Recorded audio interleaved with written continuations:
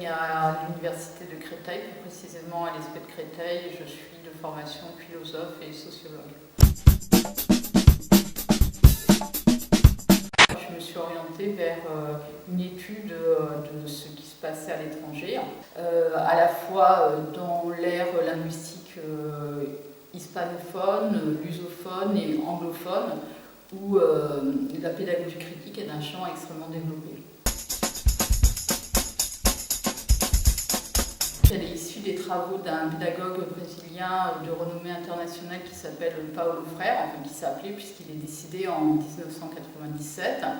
Et il s'agit d'une forme de pédagogie qui vise à conscientiser les apprenants par rapport aux questions d'inégalité sociale, de justice sociale, que ce soit sur des thématiques de classe sociale, de racisme, de sexisme. Il n'empêche que la pédagogie critique développe aussi des pratiques de conscientisation qui sont diverses autour de l'enquête de conscientisation, des contre-narrations, même on peut dire dans la continuité de Paulo Freire, le théâtre de l'opprimé d'Augusto Boal. Mais la pédagogie critique, elle va se développer aussi bien dans le système scolaire que dans l'éducation populaire, parce que souvent on a tendance à penser que Paulo Freire est un pédagogue de l'éducation populaire. C'est aussi quelqu'un qui a travaillé sur le système scolaire, l'école primaire.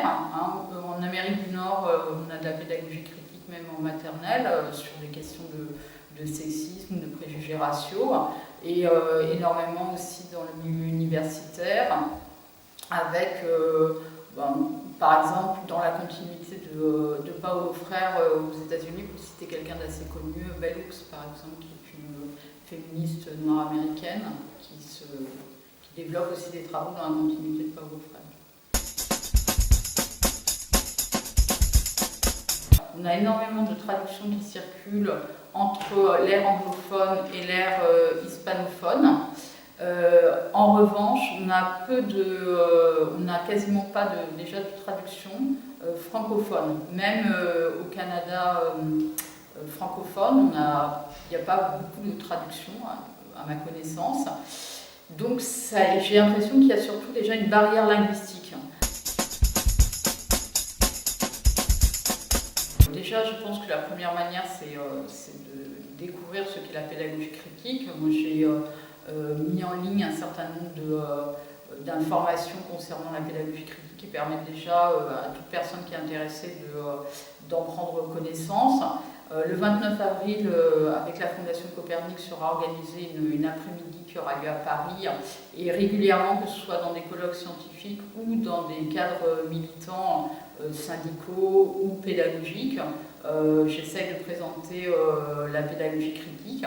On a des rencontres de pédagogie critique qui réunissent des syndicalistes, des enseignants, des universitaires, des personnes de l'éducation populaire, des militants pédagogiques, et qui permettent de réfléchir à toutes ces thématiques en dépassant les barrières qui sont habituellement celles, par exemple, de l'éducation populaire ou de l'éducation ou de l'enseignement formel, le monde militant et le monde de la recherche. Donc ça me paraît une perspective assez intéressante aussi à développer en France.